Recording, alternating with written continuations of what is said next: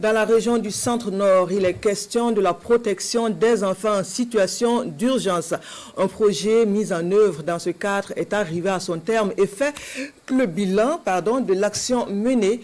Le projet pour la protection des enfants est une initiative d'un consortium d'ONG, dont l'ONG Terre des Hommes. Le point avec Amadou Ouedraogo et Jacques Ouedraogo. 24 mois après sa mise en œuvre, les acteurs du projet Joining Forces for Child Protection in Emergencies passent en revue les activités menées sur le terrain.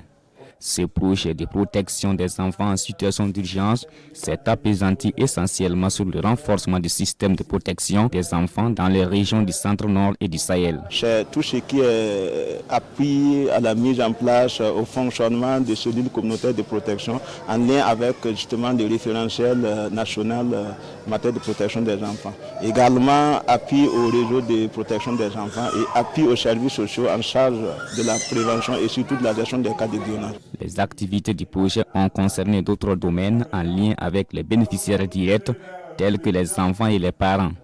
Et à ce niveau, on note des activités de renforcement des compétences de vie courante, des activités de gestion des cas pour des enfants victimes de violences et de maltraitance, et surtout des activités de renforcement des compétences parentales pour avoir des relations apaisées entre parents et enfants. Notamment, les personnes déplacées internes ont été sensibilisées.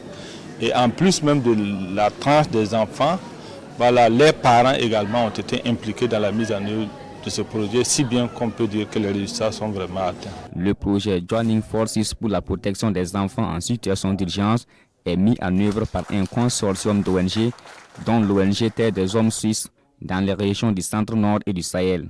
Il est financé par la République fédérale d'Allemagne à hauteur de plus de 1,6 milliard de francs CFA pour une période d'exécution du 5 juillet 2022 au 30 juin 2024.